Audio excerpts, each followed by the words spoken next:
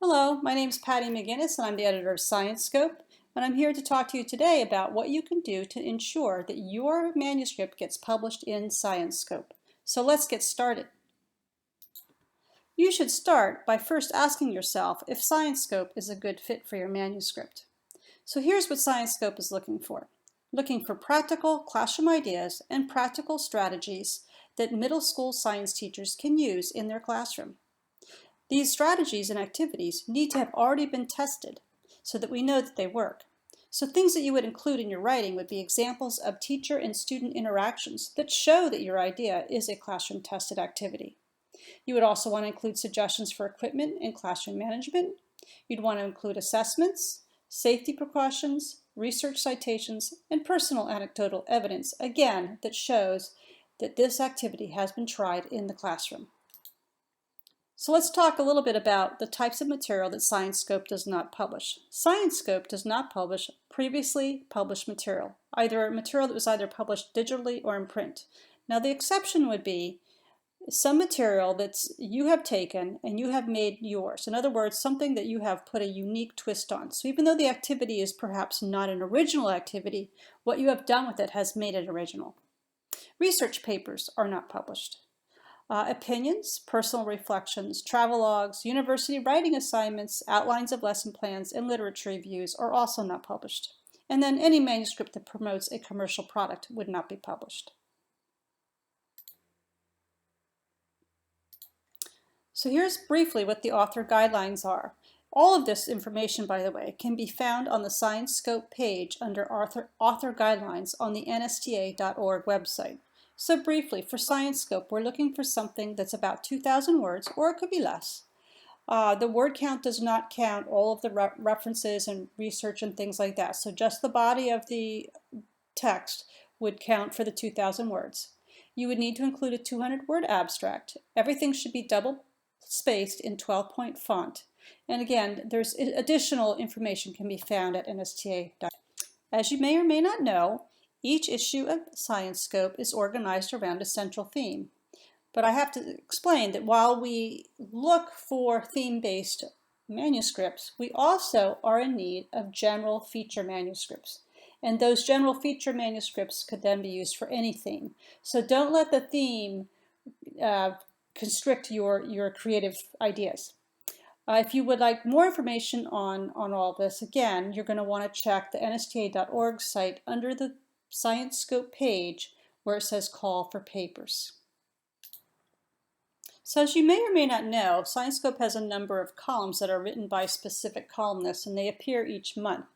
ScienceScope also has a number of columns that are designated general submission columns. So these are columns that may or may not appear in an issue. It just depends if there is a manuscript that seems to fit that column. So when you're thinking about your writing, you might want to think about honing in on one of these columns. There might be something that you have already that you're doing or that you've written up that would really fit nicely with one of these specific columns. So those columns are integrating technology. In other words, how are you using apps or some sort of data software to have kids analyze data or to reflect on their thinking, or something that's going to help them learn the science content.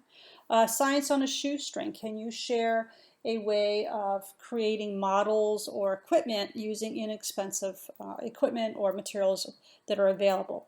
Commentary. Do you have a commentary about a specific methodology or pedagogy? Classic Lessons 2.0. Those would be lessons that are fairly common lessons, but you've made them unique by either integrating technology into them or by realigning them to meet the next generation science standards. So they can be something that's been out there for a while, but you've made it unique by revamping it and updating it. And then finally, Teacher's Toolkit. Those would be things like assessment tools or something, maybe writing tools, things that you're using with students to improve their learning. So it's a teaching strategy. So there's more information on the NSTA website if you're interested in learning about those columns.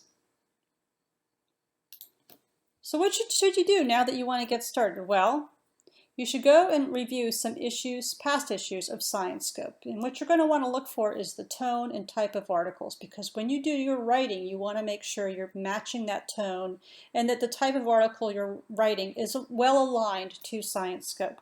You'd want to read over the guidelines that can be found at nsta.org. And when you've got that all said and done, you should have a pretty good idea if your manuscript is a good fit. You can also always email me if you have a question or an idea that you would like to run by me.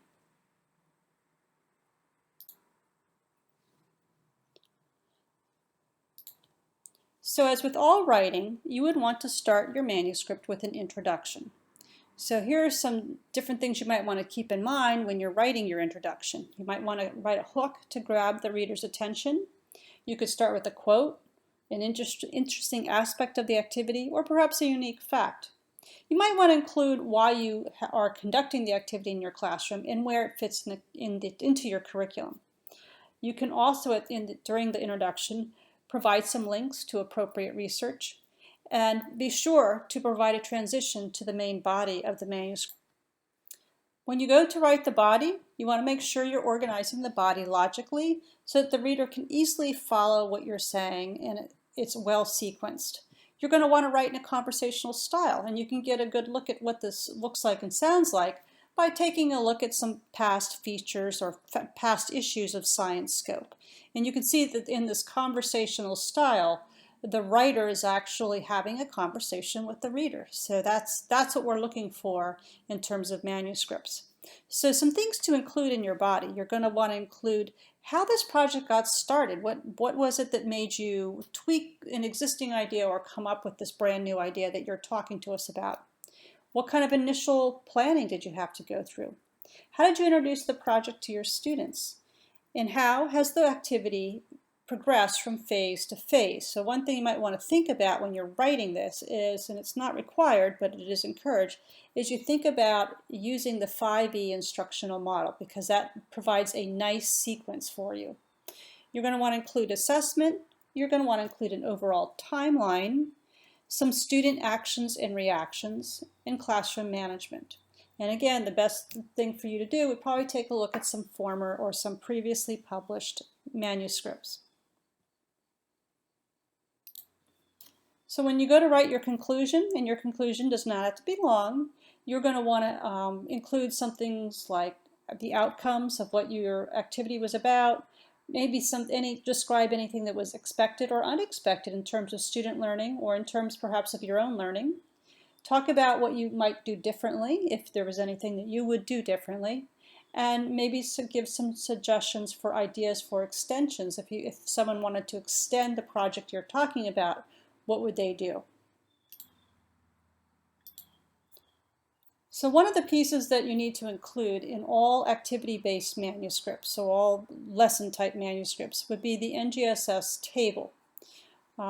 This NGSS Table, this is a table that shows how your manuscript is aligned to the next generation science standards. If you are not a NGSS adopting state, you're going to have to do a little homework to find the name of the specific standard that meets that your manuscript describes, and you're going to have to find the science and engineering practice and a cross-cutting concept that is also visible in your manuscript.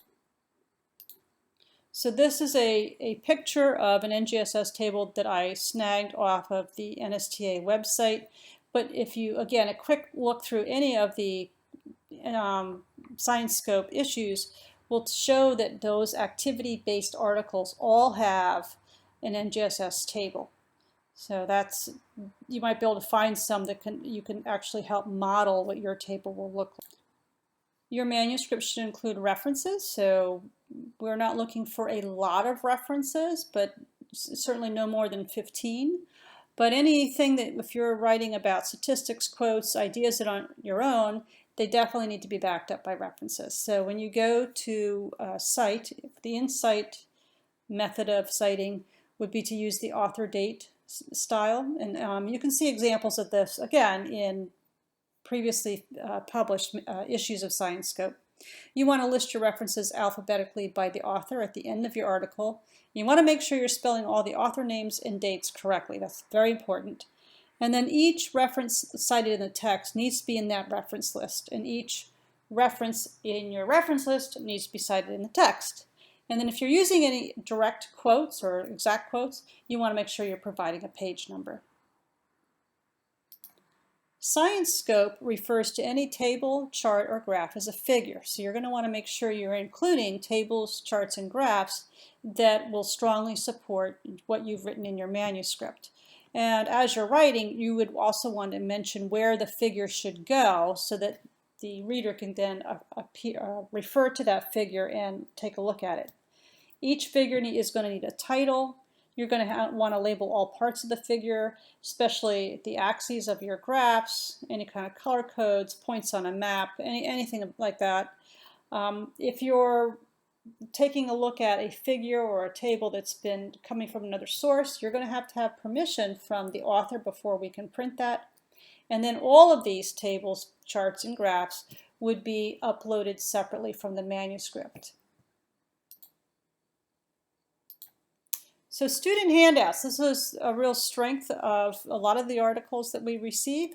So teachers love to get something they can read and that they can then just print out and then use the next day in their classroom. So if you have created worksheets or rubrics or specific assignments, things of that nature, go ahead and upload them as a separate file so that we can then use them so that teachers would have access to those, and they'd be able to much more easily then integrate what you've written about into their own classroom.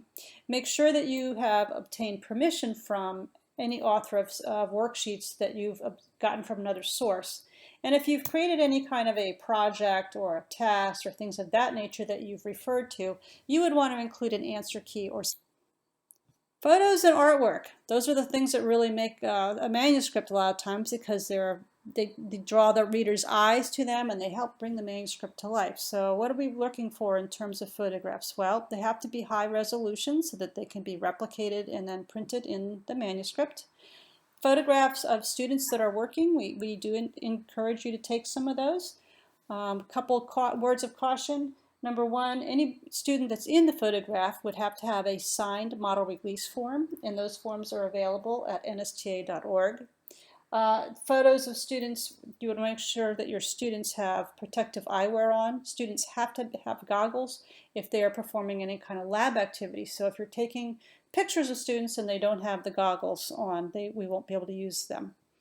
Other photos that you could certainly take pictures of would be equipment setup, results such as plant growth, models, things of that nature.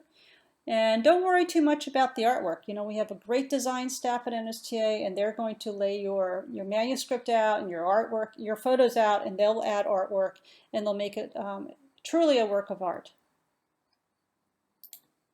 Safety, safety, safety. This is extremely critical.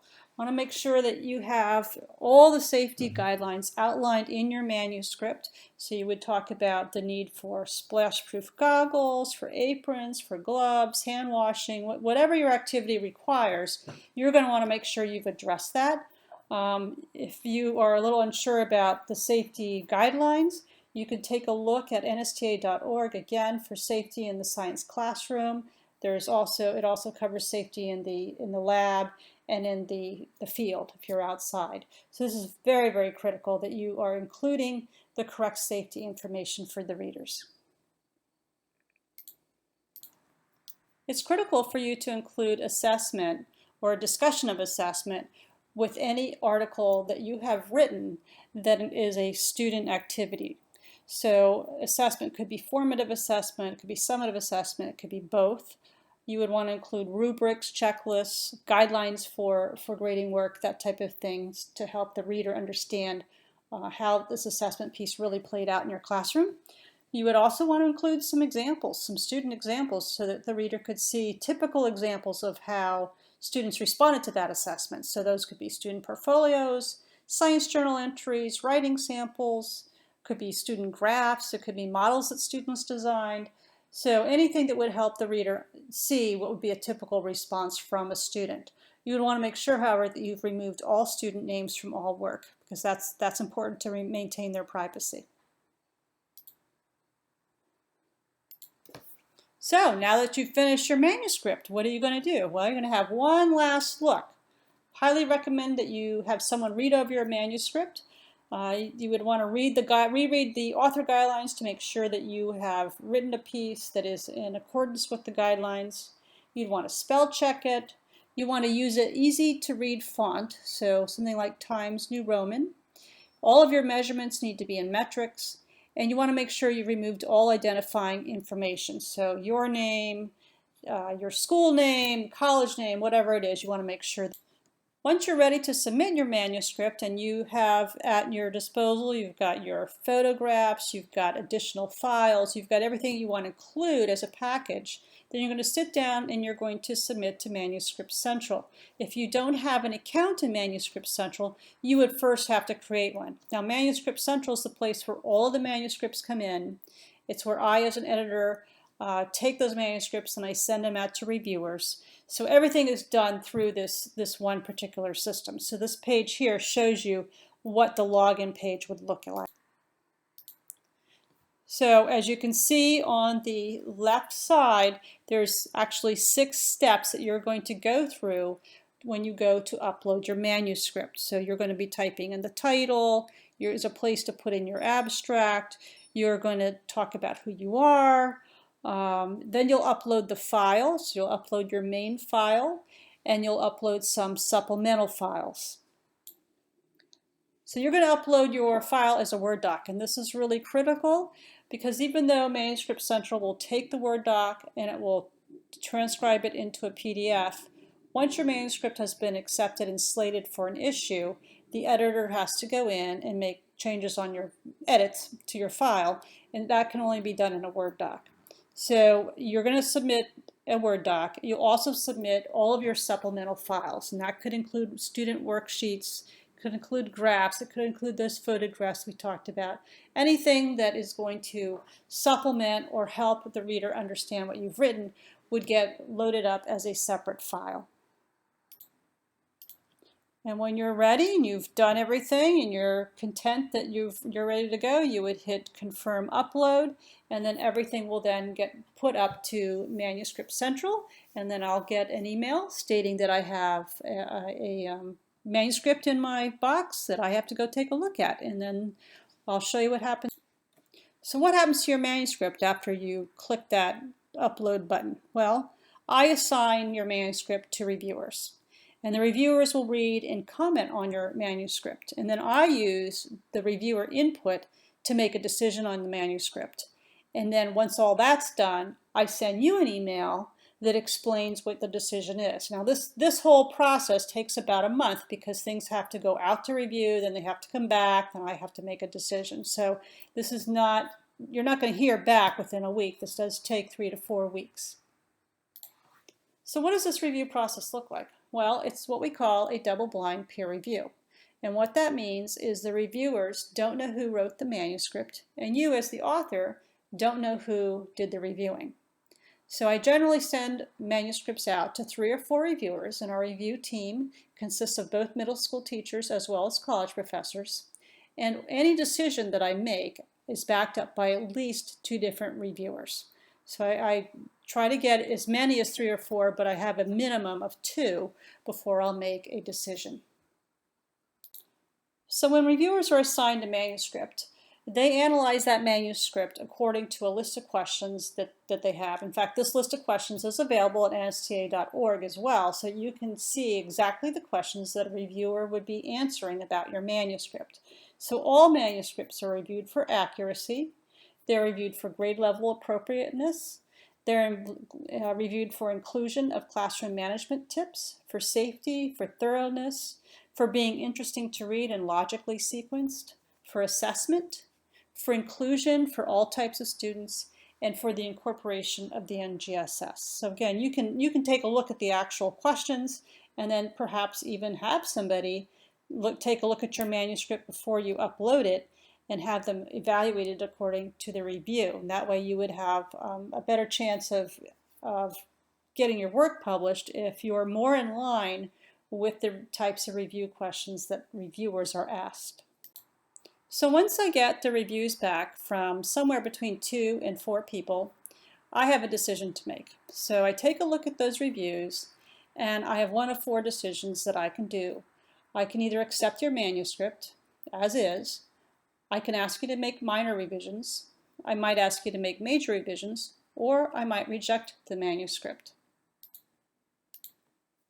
So let's take a look at some reasons for rejection. So these are things you want to make sure to avoid so that your manuscript doesn't get rejected. So if your manuscript has a very narrow audience, it just doesn't seem like it would be readable by a broad spectrum of teachers. If it's not been tested in the classroom, if it's just simply a lesson plan, if it does not have 3-dimensional instruction, in other words, if it's not been aligned to the NGSS, if it's missing numerous details, or if it's a research paper. So it's got to be, again, something that teachers could easily follow and then go ahead and carry out in their classroom. If it's missing those things on this page here, it could get Most manuscripts need somewhere between 1 and 4 revisions. I would say an average of 2 revisions is pretty common. So what happens if you're asked to revise your manuscript is you're asked to address the reviewer comments and to make the changes according to what the reviewers would like to see, and then you're asked to submit or resubmit your manuscript in a timely fashion. If you wait too long, then your manuscript might get archived, and all manuscripts are archived after 5 months. So if you wait that long, the manuscripts you would have to basically start over and submit. Well, I hope you've enjoyed listening to this presentation and that I've answered some of your questions regarding ScienceScope and submitting a manuscript to ScienceScope. If you have any questions, you can certainly feel free to email me. My email is pattymcginnis1@gmail.com, and I look forward to receiving your manuscript.